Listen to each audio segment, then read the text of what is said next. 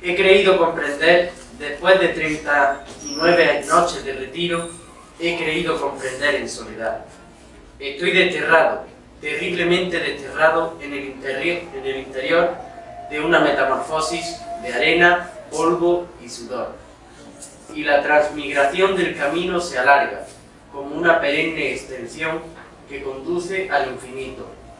Toda sombra existente es en el fondo una proyección de vida, y estoy solo, terriblemente solo, en un desierto de sombras. Muy bien, hoy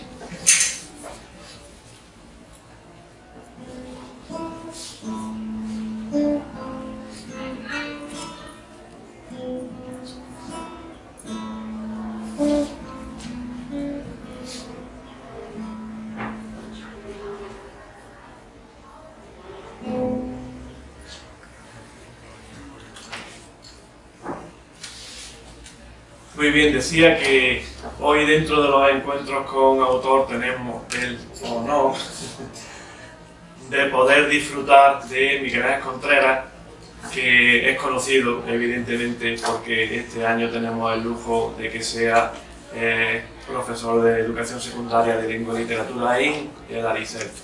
No podíamos dejar de aprovechar el hecho de la segunda faceta que vamos a trabajar aquí, vamos a intentar conocer más. Verlo como poeta. Nosotros siempre agradecemos, y no podía ser de otra manera, el hecho de que podamos al alumnado nuestro tener al autor de los libros que ahora indicaré, para conocer de primera mano toda la labor y la obra que desempeña. No tener que ir a ningún sitio, guardar cola, ir con el libro a que nos lo dediquen, sino que ofrecemos ese servicio y hay que agradecer siempre el que se esté dispuesto.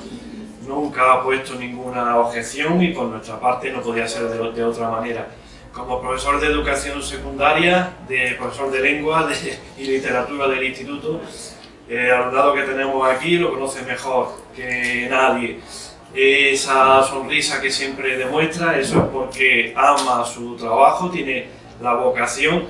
Nuestra profesión es vocacional, sin ella nos costaría bastante poder dedicar nuestra labor al alumnado del centro. Como poeta, pues que podemos decir, hay muchos poemas, incluso críticas literarias en bastantes revistas prestigiosas. Nosotros nos vamos a centrar en el libro que traemos aquí, libro de precisiones de poesía, y que ahora entraremos a detallar y leeremos algún otro poema del autor. Entonces, muchísimas gracias. Y la dinámica, pues nosotros vamos, Daniel y yo, a ir realizando algunas preguntas, intentando encauzar la vida del autor y la obra. Y lo que pasará es que Miguel Ángel nos llevará a donde a él le dé la gana. En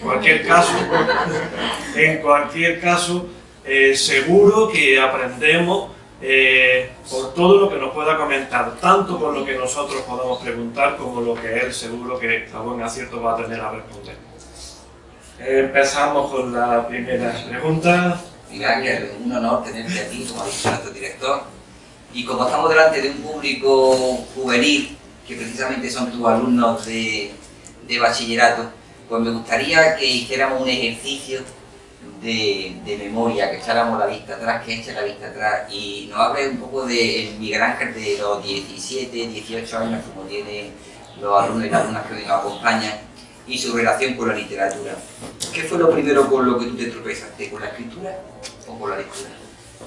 Bueno, la verdad es que la persona que escribe siempre escribe a partir de su relación con la literatura, de lo que lee, ¿no? De repente pero también es verdad otra cosa. También es verdad que cualquier autor, cualquier persona que escribe o cualquier persona anónima que tiene una relación con la escritura, en cierto modo es un disidente de la realidad que le rodea, ¿no? Es una manera de inventarse una realidad, porque tiene un sentido de inconformismo con la realidad que le rodea. Por eso inventa, crea mundos de ficción, por eso a través del proceso de escritura intenta entender qué es lo que en verdad le rodea, qué es lo que es en verdad la vida. Y esa es una relación que se fortalece mucho desde la lectura. Yo tengo que agradecerle mucho a mis profesores del colegio, que bueno, me dieron la posibilidad de descubrir en octavo de GB el libro de Senda, ¿no? Que tenía una antología fantástica de literatura universal. Y de repente, a través de esos fragmentos, me fui acercando a las obras. A veces, no sé, recuerdo cuando empecé a leer la Ilíada con 13 años y la tocaba como un texto sagrado, no entendía absolutamente nada, pero sí entendía que estaba empezando a desarrollar una relación con el discurso literario que iba a influir mucho en mi vida. Vosotros sabéis perfectamente, lo he comentado muchas veces en clase, quizás ayer la última vez, que la literatura, bueno, nos puede dar modelos de conducta, modelos de comportamiento, también puede sacarnos de nosotros, hacer de espejo nuestra mejor versión de nosotros mismos, como si hiciera una actualización. Porque cuando leemos una novela o leemos un poema, de repente estamos poniéndonos en el lugar de nosotros sin quitarle a nosotros su espacio, ¿no? Y eso es importante, porque nos ayuda a descubrir quiénes somos verdaderamente nosotros mismos en nuestra mejor versión.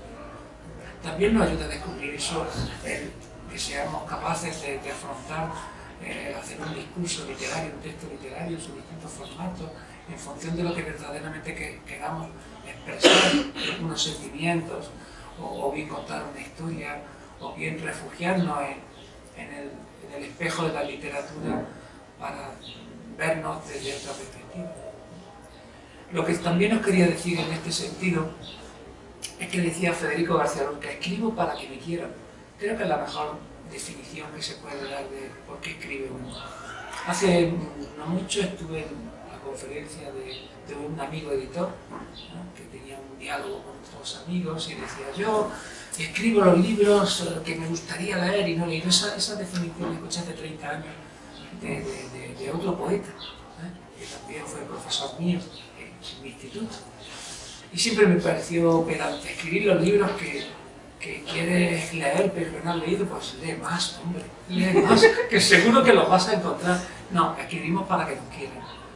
Y a lo mejor conseguimos lo contrario, eso es otra historia, pero yo creo que Federico García Lorca tenía razón en eso, como en casi todo un cuento, escribimos para que nos quieran. Ante un mundo en el que somos disidentes y somos inconformistas y queremos mirarnos más allá del espejo. Y de cara a que este alumnado que tenemos aquí puedan ser posibles profesores de lengua y literatura en algún instituto, esa vocación y ese entusiasmo siempre viene como consecuencia de la vocación y del amor a lo que uno hace, eso está claro. Esa vocación, ¿cuándo y cómo llegó? Y si hay alguna persona concreta que marcara y dijera, ay, pues por aquí voy a ir yo.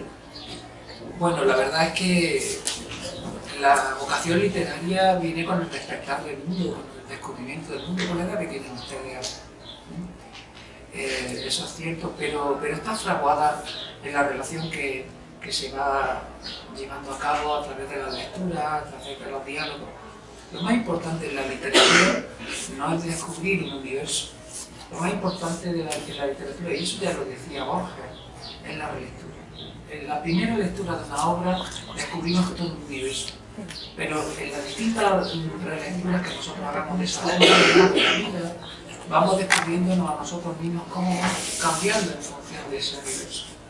Ese diálogo constante con la literatura es lo que, en cierto modo, nos va a hacer que tengamos la perspectiva de todo. Y la adolescencia y este despertar a tantas cosas es muy propicia para ello. De repente sientes que tienes una percepción de la vida que no es lo que a lo mejor los demás esperan de ti. Ya sabéis que podemos vivir de dos maneras, como nosotros sentimos que debemos de vivir o como los demás esperan que nosotros sintamos en cada momento que debemos de vivir. Lo segundo le hace a la gente envejecer rápido. Lo primero hace que uno envejezca con la naturalidad de la vida. O sea, no es que no vamos a envejecer, sí envejecemos, pero con la naturalidad de la vida y viviendo con pasión el día a día y sintiendo que es en verdad la vida en cada momento, en todos sus procesos. Eso nos ayuda mucho el diálogo con la literatura, también a asumir lo que podríamos denominar el horror biológico, ¿no? Lo podríamos definir como una cuestión de que vayamos cumpliendo años, pues vamos a ir acercándonos a una decrepitud. Eso es lo normal de la vida y eso se lleva de otra manera y con otra elegancia espiritual a través de saber qué es en verdad la vida, de conocerte, de entenderte, de entender que todo está bien, como diría Albert Camus, el mito de Sísifo, que todo está bien. Y a liberarnos de los distintos demonios que tenemos siempre circundantes, a través de salirnos de nosotros mismos y ponernos en el lugar de los demás. A eso nos va a ayudar la literatura.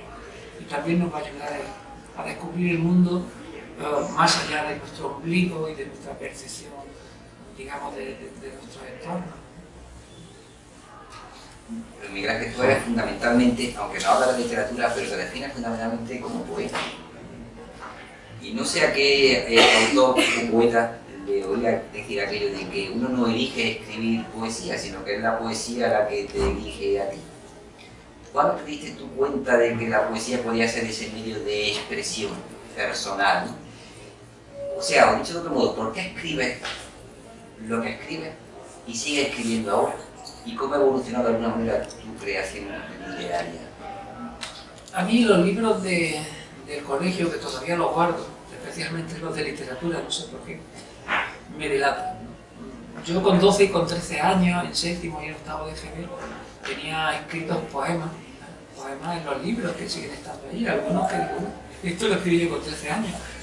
Y claro, de repente te acostumbras a leer, te acostumbras a dialogar con los libros y te acostumbras a hacerle caso a Petrarca, ¿no? A hablarle a esos libros con los que tú estás estableciendo una relación.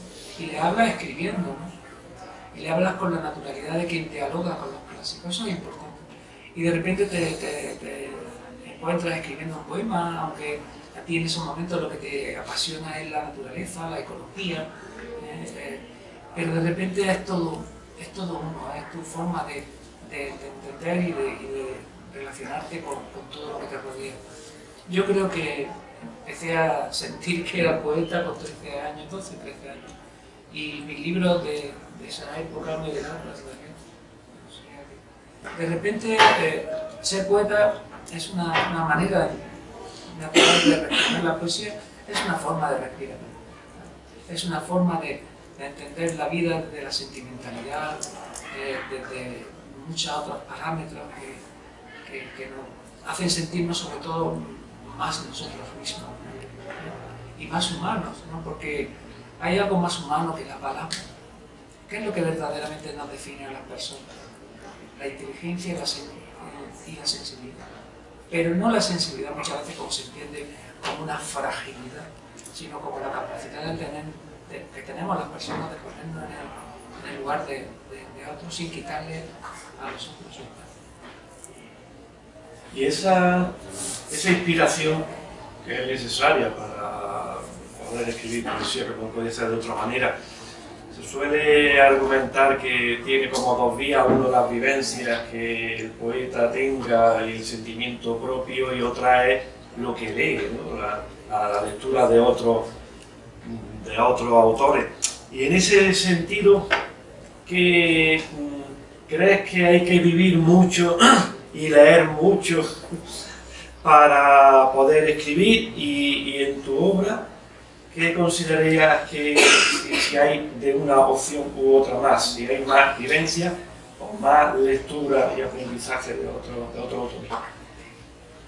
Bueno, la verdad es que vivimos y escribimos de nosotros. Todos los poetas, en cierto modo, lo decía el otro día Luis Alberto de Cuenca, la charla que tuvo con Loquillo en el centro de Lorca. Todos los poetas somos poetas de la experiencia en el sentido de que a partir de nuestras experiencias en todos los aspectos somos capaces de creer. Ahora bien, si para escribir mucho, para escribir cosas importantes uno tuviera que vivir mucho, eso es utópico.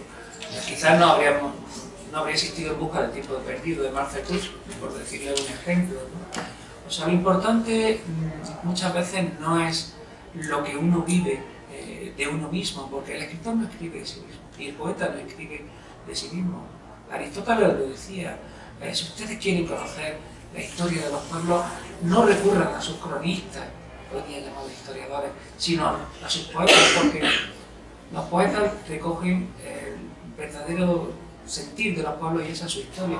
En otro apartado de la poética también decía Aristóteles que los cronistas recogían de los pueblos los hechos, lo que había pasado, y los poetas cómo debían de haber pasado las cosas.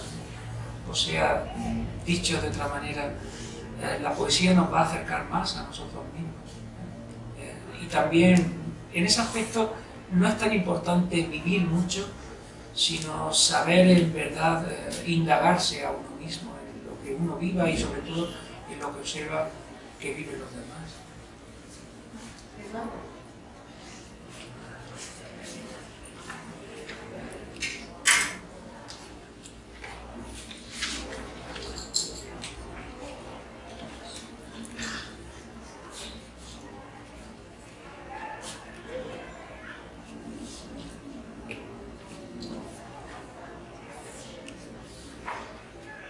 Soñé que dormías y te acercabas hacia mí, que me despertaba con una sutil caricia y no evitamos compartir cómplices el primer café de la mañana.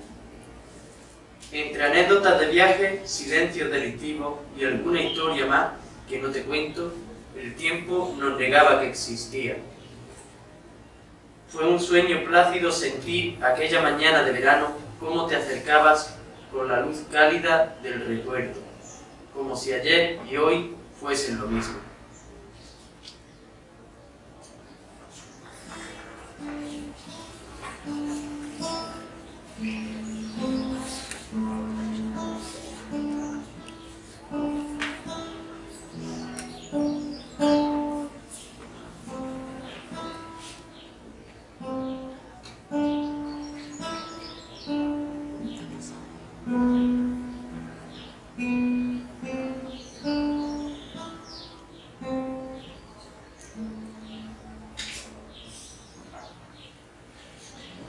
Miguel Ángel se atribuye al escritor y poeta norteamericano Harold Williams aquello de que una de las razones por las que el poeta escribe es para validar su propia vida, dándole ese sentido, ¿no?, de que uno intenta también aceptar su propia existencia a través de su obra, ¿no? En tu caso, tú intentas también de alguna manera con tu poesía indagar en tu propia existencia hasta el punto de llegar a validarla a partir de ella, o te vas y creas una existencia completamente ajena, diferente a la tuya.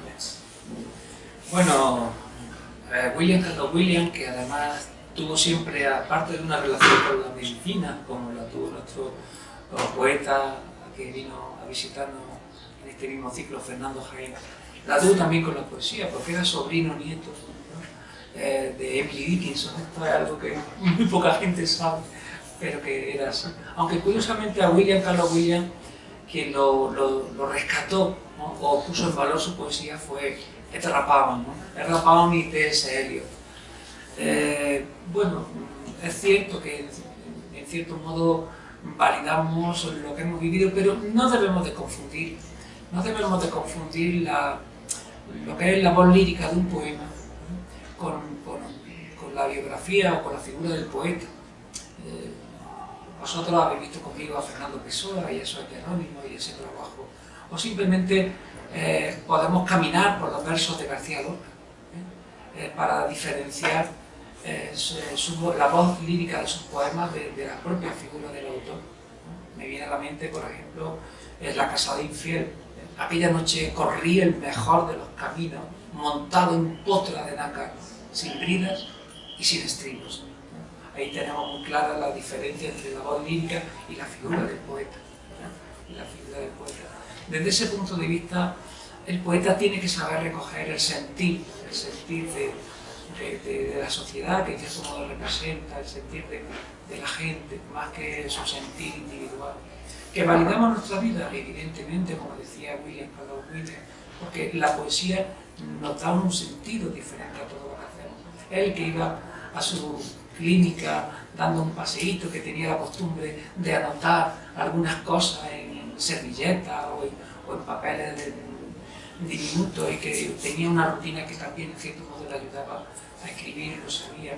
Pero los poetas muchas veces somos en ese sentido caóticos, estamos esperando la música de esfera o simplemente el momento que nos saque todos esos diálogos interiores que tenemos para crear ese discurso lírico que no deja de ser una ficción, que nace de nosotros, que nace de nosotros, que nos valida a nosotros y que también nos crea un espejo para que nos miremos a nosotros mismos.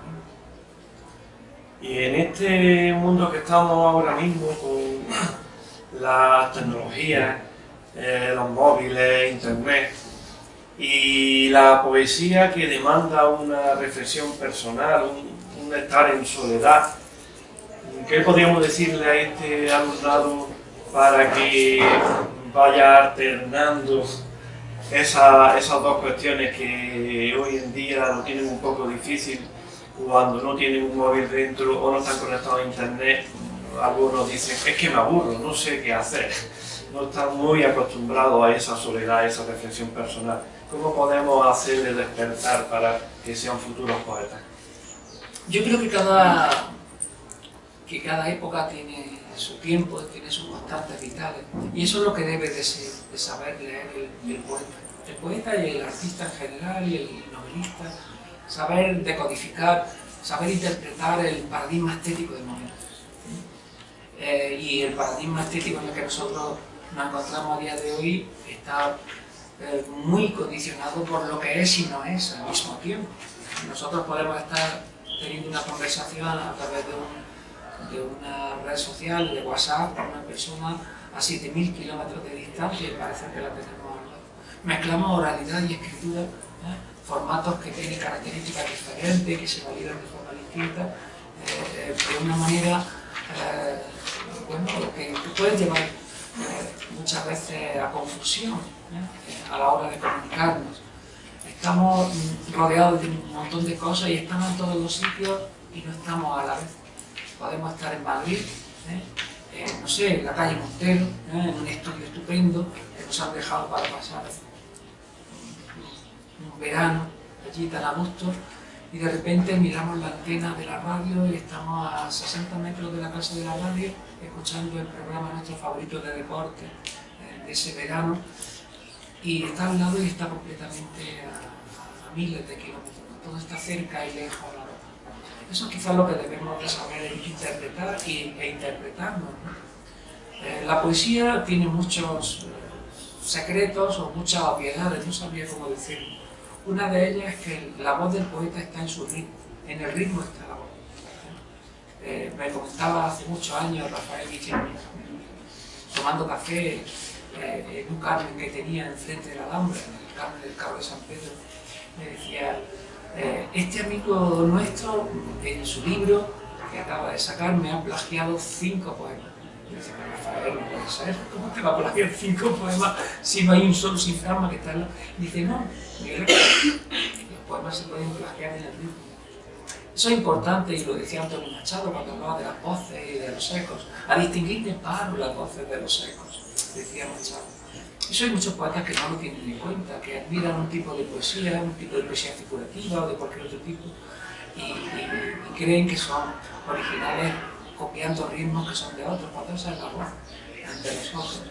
Y tampoco a lo mejor tienen en cuenta saber indagar en el paradigma estético del momento para saber que la poesía tiene que ser sincrónica y diacrónica, que tiene que decir cosas que tengan que ver con este tiempo y que tiene que decir cosas que tengan que ver con todos los tiempos, porque si no la poesía caduca y acaba uno diciendo, mira, así se escribía poesía en España en los años 80 o en los años 90, esta poesía pertenece a esta escuela, entonces no es poesía desde mi punto de vista, aunque esto evidentemente a los amigos no se lo puede decir. te quedarías sin ello, por lo menos en el ambiente literario, ¿no? La poesía es simple y es compleja a la vez, pero lo importante es que tenga una relación con ella desde la naturalidad de la vida, ¿no? Que, bueno, te va a indicar siempre cosas de tu tiempo, cosas de tus conflictos, de tus demonios.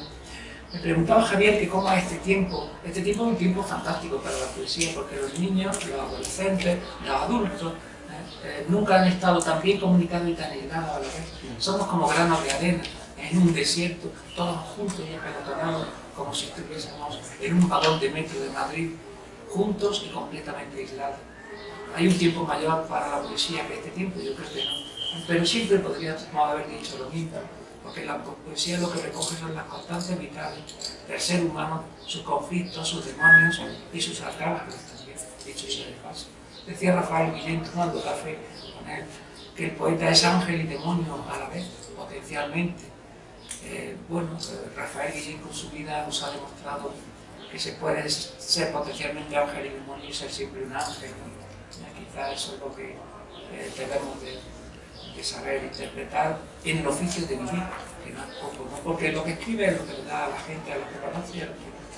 Pero vivir, la poesía verdaderamente es la manera que tienes de respirar, de entender la vida, con cortesía y con amabilidad, de conocerte y de conocer a los que te rodean y de saber ofrecer el sentir de los que te rodean, no el tuyo. Si cuando tú escribes un poema estás tú en ese poema no funciona.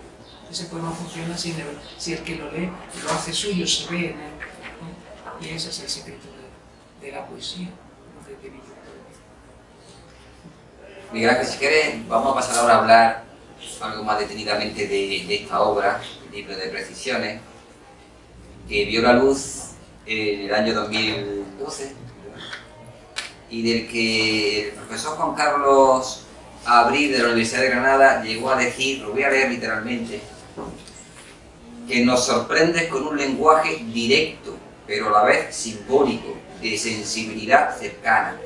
La combinación de ambos recursos es muy efectiva, una suerte de bisturí que disecciona parte a parte emociones y sentimientos. Esas contradicciones y confusiones del sujeto cotidiano con el que nos identificamos, que transita en estas páginas. Y habría que partir de ahí, ese sujeto puebla estas páginas para hablarnos de nosotros mismos, de nuestros propios abismos e ilusiones, esperanzas y desesperanzas. Hasta aquí Juan Carlos Abril.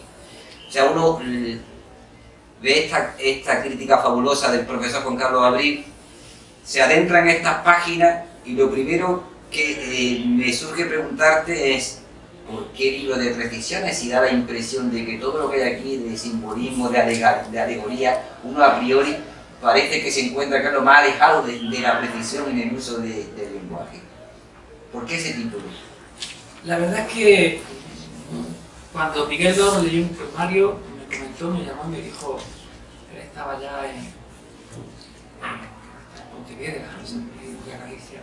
Me dijo, Miguel Ángel, ¿cómo has hecho la configuración del libro? ¿Has hecho como una especie de plantilla y ha ido poniendo poemas en función de una idea principal? Y yo dije, ojalá. Ha sido todo lo contrario, ¿no? Los poemas salen, surgen, hablan entre ellos, se van eliminando, se van... Y lo mismo pasó con el título. El título no era el título con el que empecé a trabajar. Ahora con el poemario que estoy acabando me pasa lo mismo. Ha tenido un título provisional durante no sé cuántos años hasta que de repente llega el título. Yo estoy acostumbrado a que los poemas hagan conmigo y el libro lo que le da la gana, ¿no? Lo cual quiere decir que eso funciona, porque si el libro es obediente, al final no es capaz de respirar sin que tú vayas tirando la... Y eso pasó con el libro de Precisiones. Hice un poema muy breve que decía: precisión es todo lo contrario, incertidumbre. Y en ese momento me di cuenta de que el título con el que había estado mucho tiempo, que había articulado gran parte del libro, pues no era su título. Y así un poco todos los poemas. A mí me enseñó Rafael Guillén, viendo cómo él escribía los estados transparentes, que se tiró 12 años, escribiendo igual que yo con el libro de Precisiones, que cuando escribes un poemario, hay muchas personas que, yo lo hablé también con Dors en más de una ocasión. Miguel Dors me dijo que al principio sí tenía en cuenta la estructura, pero que luego iba agrupando los poemas por temas y al final... Pero Rafael me insistía en que un poemario es como un cancionero, es como una sinfonía, que tiene que tener subida y bajada, las cimas y cimas, ¿no? Y me decía, Miguel Ángel, ¿qué pasa? La mayoría de los poetas que conocemos están obsesionados en que cada poema sea una cumbre, me decía. Miguel Ángel, ¿qué pasa si él hace cumbre, cumbre, cumbre, cumbre, cumbre, cumbre? Y yo lo miraba y le decía, ¿qué pasa, Rafael? Y dijo, pues nada, ¿qué has hecho un llano? Cumbre, cumbre, cumbre, cumbre, eso es un llano.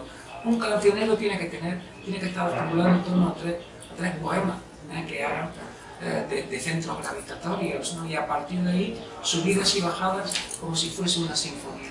Y hablamos del ritmo, no solamente de la temática, hablamos...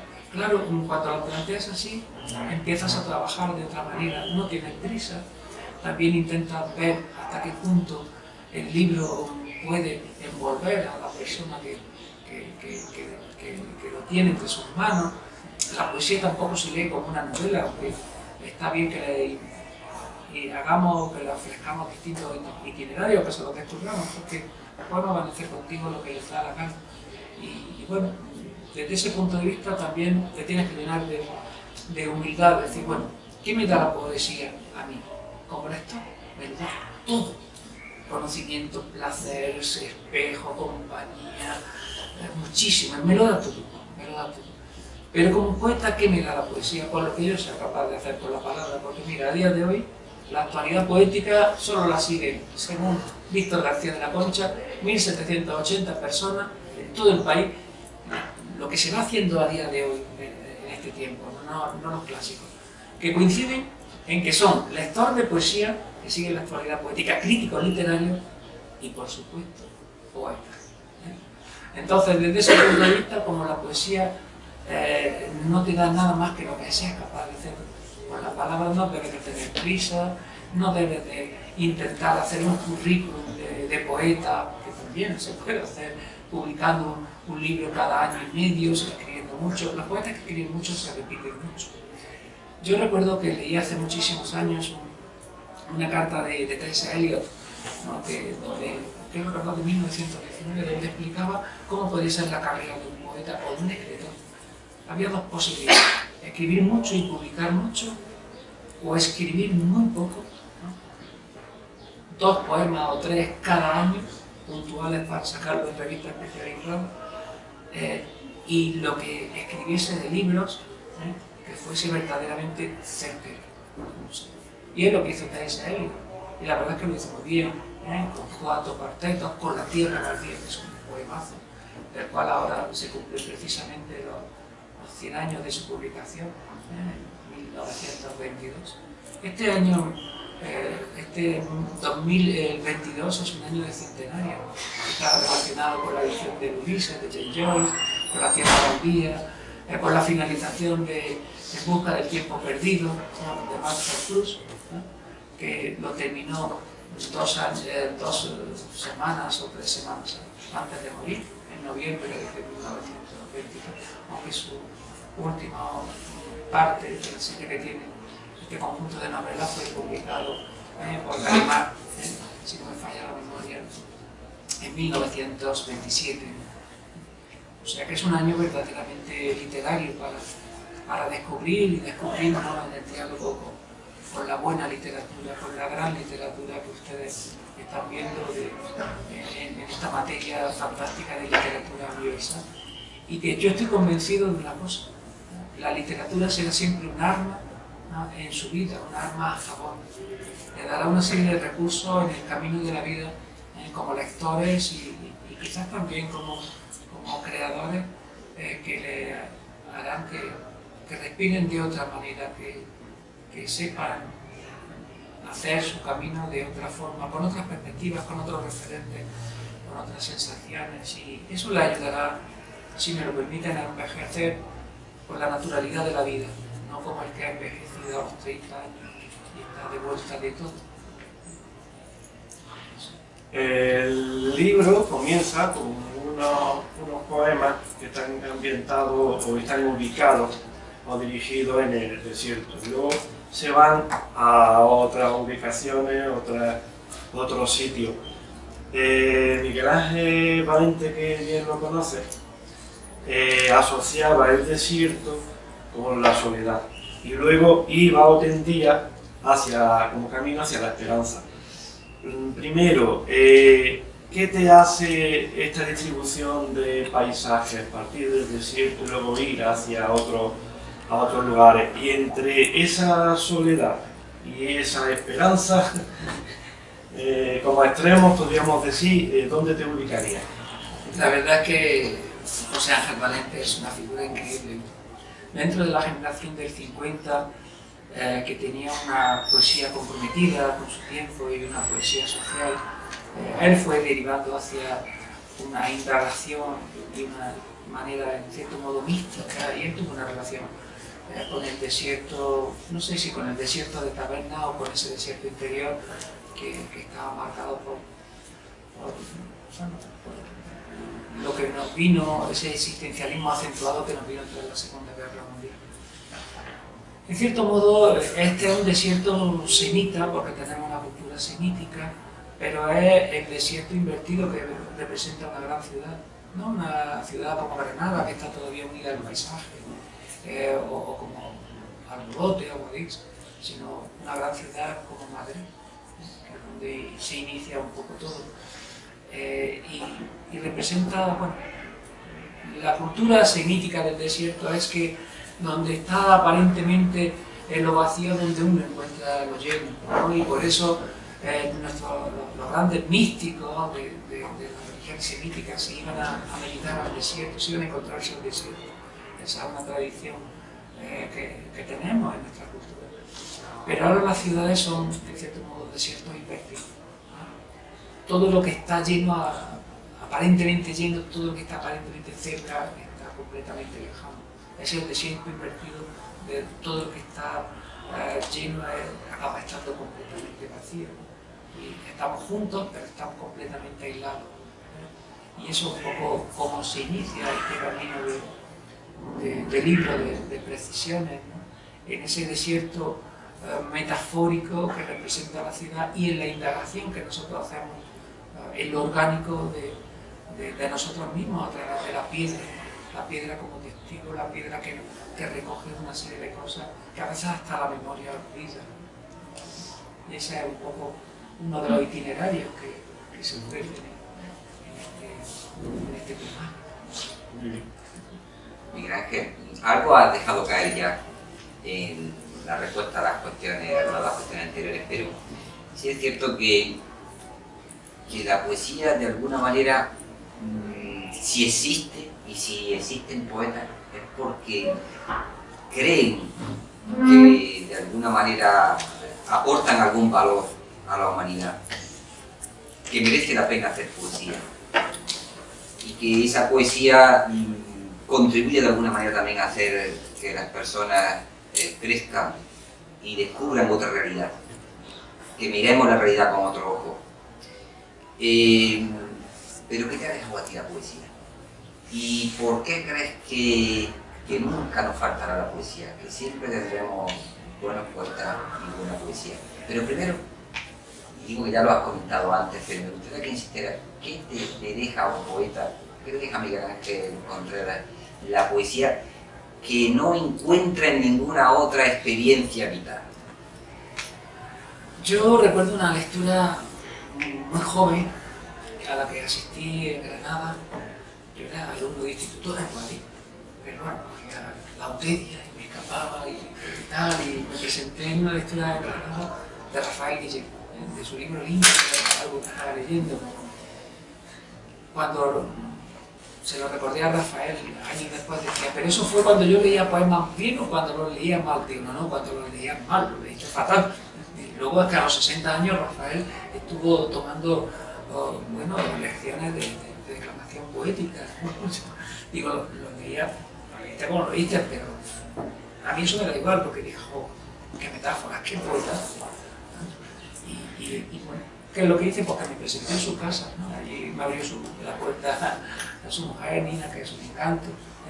Él vivía en aquella época en la plaza de las Pasiegas, ¿no? En el edificio este horrible del Banco de Santa Fe, por un lateral. Me enteré de dónde tal. Era director de zona, no me acuerdo si es de Banco Santander, del Central, del Hispano, uno de los tres. Al final lo juntaron y ya nunca creo que era el Central. Y claro, yo estaba acostumbrado pues, a los poetas profesores que había conocido, haciendo un paralelismo de lo que decía Juan Ramón Jiménez, de Jorge Guillén, de Pedro Salinas, metiéndose con ellos y ellos picoteándolo. Yo estaba acostumbrado a Fernando Villena, que lo había visto por allí, estaba dando clases en el instituto y alguna vez me había vinculado en alguna de sus clases, o Antonio Enrique, que me daba clases, ¿no? Y claro, no me coincidía lo que empecé a hablar con Rafael Guillén cuando me comentaba cosas de su biografía, que él empezó a trabajar muy joven en el banco, tal, estudió luego en la escuela de comercio. Y claro, yo debido de ser, siempre he sido muy transparente, eso es como se ve. En un momento dado, Rafael dijo, Miguel Ángel, un poeta cuando lee poesía o cuando escribe poesía, cuando no, pues es profesor o es director de banco o es lo que sea, porque el poeta que va de poeta es un gilipollas, dijo textualmente, se lo he recordado muchas veces. Y decía, sí, algo parecido, digo, echando risa, ¿no? Pero tenía razón, esa naturalidad con la vida me sirvió para entender que, bueno, es verdad que la poesía es una manera de entender el mundo y de respirar, pero desde la naturalidad no tenemos que ir de una manera impostada de poetas, porque somos profesores, somos amigos, somos muchas cosas a la vez. Lo que sí es cierto es que la poesía te condiciona la manera de entender la autoridad y de entenderte a ti mismo. Es una forma de respirar, pero para hacernos más humanos, no como un rasgo distinguidor de uno mismo, ¿no? Los músicos dicen que la música está en la naturaleza. Y yo a mi amigo músico le digo, sí, pero hay algo más humano que la palabra, que la hemos creado, y si somos parecidos o somos, de cierto modo, algo dioses porque somos capaces de crear el mundo desde la palabra. Bueno, no está en la naturaleza, aunque quizás sí ese ritmo que te inspira, de la música de esferas, de esas rotaciones que decía la antigüedad greco-latina, que era lo que inspiraba al poeta. Digo, pero bueno, lo que para mí sí es cierto es que la poesía y la literatura en general nos hacen más humanos y nos hace más nosotros mismos. O sea que no es algo como un hecho, en cierto modo, diferenciador uno de otro, sino que es acentuarnos más en nosotros mismos, en nuestra humanidad y nuestra forma de ser. Miguel Ángel, tú y yo que hemos hablado muchas veces a otros niveles, yo sé, y me gustaría que algo compartieras también con este público que hoy nos acompaña, que has tenido la enorme suerte no solamente de tener contacto por tus muchos años como lector y como poeta con la poesía escrita de otros autores, sino que también has tenido la suerte de poder tocar y palpar a muchos poetas que hoy, no sé, tenemos como en la cumbre, ¿no? Y verdad que entre los poetas no hay tantos poetas conocidos como escritores de narrativa conocidos, que tuvimos la enorme suerte también hace unos años de tener, por ejemplo, en Almudena Grandes, ¿no? Pero también hay poetas de primera categoría, de primera línea, con los que tú has tenido la suerte. Bueno, la suerte también es cierto que tú estás en ese nivel, ¿no? Estás en ese nivel de poeta, pues que te puedes encontrar y hablar tú a tú con grandes poetas del panorama literario español. De todos esos encuentros que tú has tenido, lo que nos puedas decir, ¿con cuál o con cuáles te quedas? ¿Y qué huella y recuerdo imborrable han dejado en ti? Bueno, yo he tenido, si es que desde siempre he estado rodeado de poetas, o lo he buscado, o lo he priorizado, porque claro, venir con 18 años a Granada una lectura poética, que organiza la Diputación en los Condes de Gavia, que te guste ese poeta y que te presente en su casa, pues eso te define un poco lo que he hecho siempre, no solo con poetas, sino con novelistas. Cuando vivía algún novelista, no sé, en la avenida de Cervantes, y conocía a su sobrina y te presentaste allí después de decirle que su tío era una persona de una pieza, ¿no? Una broma, y acabas presentando. O sea, siempre has tenido una relación con la literatura que también la has propiciado. He tenido la suerte de que en la facultad me han dado clases muy buenas poetas de distintas escuelas. Otros no me han dado clases, como el caso de dos. Todos no me dieron nunca clase, pero acabamos haciéndonos amigos y pasando de vez en cuando de manera casual. Una vez se lo recordé en un encuentro en Sierra Nevada con mi grupo de investigación en la aula biblioteca Mira de México, hablando un poquito de todo, ¿no? Pero sí recuerdo que en una ocasión, después de sacar libros de precisiones, el poeta Antonio Gamoneda, yo tenía mucha curiosidad por conocer a Gamoneda, porque además sabía que era una persona que se relacionaba con muy poca gente, ¿no? que podía ser complicado quedar con él. Lo sabía por un amigo común, Rafael Sarabia, que es un amigo íntimo. Y me atreví a decirle a Rafa que llamara a Antonio. Claro, Rafa sabe lo que le ha pasado a mucha gente con Gamoneda, que le ha pedido a él que a ver si le puede hacer una visita, tomar un café con él, y Antonio siempre ha sido reticente. Bueno, se lo dije, le hice el compromiso, lo llamó delante de mí, y estaba preocupado, y a los 10 minutos le dijo que sí, que esa tarde, ¿no? Que fuéramos a su casa a tomar café. Antes, mientras llamábamos, Rafa decía, bueno, si un caso en la cafetería que está al lado, Antonio vive al lado de la Catedral de León, en la fundación que él dirigió durante 8 años. Total, que allí que nos presentamos a las 5 de la tarde, una hora tan taurina como los quieran, era las 5 en punto de la tarde, y al principio Antonio estaba un poco deslumbrado, siempre le obsesiona el tema de la muerte, y empezamos a hablar de poesía, y allí nos dio hasta que nos echaron, ¿no? Y ya que nos íbamos, se animó y tal. Resulta que le dije, bueno, yo suelo venir a León habitualmente, cuando esté aquí Rafa, pues lo llamaré para quedar. Y me dijo, mira, toma mi teléfono, y si no está Rafa, porque está siempre de viaje para arriba o para abajo, me llamas tú y vienes solo, ¿no? La penúltima vez que estuve en León, porque hace poco estuve también en una boda, pues curiosamente fue el verano pasado, y Antonio, que tiene problemas de respiración, de tal, porque ha fumado mucho, nos comentaba que su especialista del pulmón, la médica especialista, cuando empezó la pandemia le dijo que no podía pillar el COVID bajo ningún aspecto, porque si lo pillaba moriría, así de corto, casi radical. Y de hecho se había quedado aislado en casa. Yo lo llamé y le dije, bueno, Antonio, estoy en León, podemos vernos, podemos avisar a Rafa que estamos en la terraza de tu casa o donde tú quieras, con todas las medidas posibles. Y me dijo que sí. Dice, bueno, con todas las medidas posibles y alguna más. Bueno, lo mismo. Quedamos en su casa, en la terraza, nos bebimos una botella de Rivera que sacó, entre 3 poetas hablando de poesía, y nos contó. Miguel Ángel, desde que empezó la pandemia hasta el día de hoy, he salido de casa, creo que me dijo, 6 veces. 2 para vacunarme, que es la primera dosis. Una porque acabó en el hospital, que se cayó de no sé qué, y tal, y tuvo que estar en el hospital, tal. Otra para tomarse un café enfrente, y otra más que no recuerdo para qué. Dice, no he visto a nadie. Sin embargo, acabamos hablando con él de poesía, y hablando de todo, y hablando de Lorca, y hablando de poetas en Nueva York, y de que le habían invitado al Festival de Poesía de Granada, que vino ese mes de octubre. Fue octubre pasado, nos lo comentó, dice, me han invitado al Festival de Granada y estoy a ver si me decido, porque con esto del COVID no me atrevo todavía a viajar.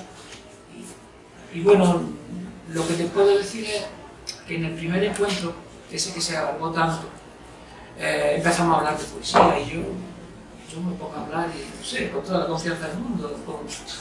Y Antonio hacía una cosa así muy extraña con la cabeza, que a mí me parecía que era que decía que no. Y cuando salimos de allí, me comenta Rafa, Miguel Ángel, todo lo que has dicho ha estado de acuerdo, Antonio, ha ido asintiendo, y digo, pero Rafa, ¿qué dices? Y dice, no, eso es que está de acuerdo, te lo digo yo. Y bueno, al final es la naturalidad de compartir lo que tienes, de escuchar y recibir lo que tienen los demás, y es un poco... Se ha pasado la hora en un bolón, hemos perdido un montón. Tendríamos que acabar pues, de la mejor manera posible. Yo te cedo el libro, tú lo abres y nos lees el poema que tú quieras. Bueno, una declaración de principio con la que se cierra el libro y con la que podemos invitaros a indagaros a vosotros mismos desde la palabra. Declaración de principios. De la piedra he podido aprender que el corazón abandona. Luego, escrutando nuevamente en sus poros, supe que alguna vez tuvo grabado una inscripción que decía: mi destino es mi origen. Pero el camino de los años me han mostrado que no hay destino que no se venza con el desprecio. Y aunque confieso que también compré los barcos hundidos, no dejo de sentir cada mañana que lo mejor siempre está por llegar.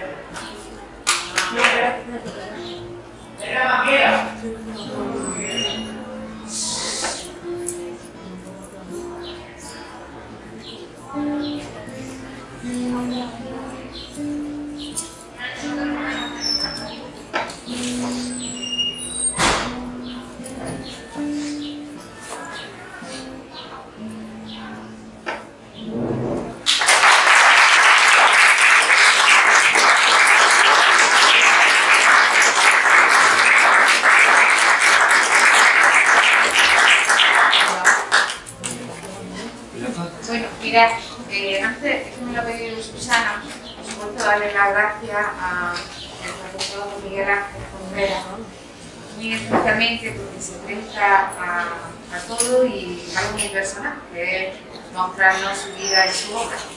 Y no quería dejar pasar también el agradecimiento que el grupo de biblioteca le queremos dar a querido porque habéis preparado un trabajo maravilloso. Gracias, Susana, que nos la Biblia y os damos las gracias por la sinceridad que habéis mostrado y que podemos aceptar con la forma. Muchísimas gracias. Un aplauso.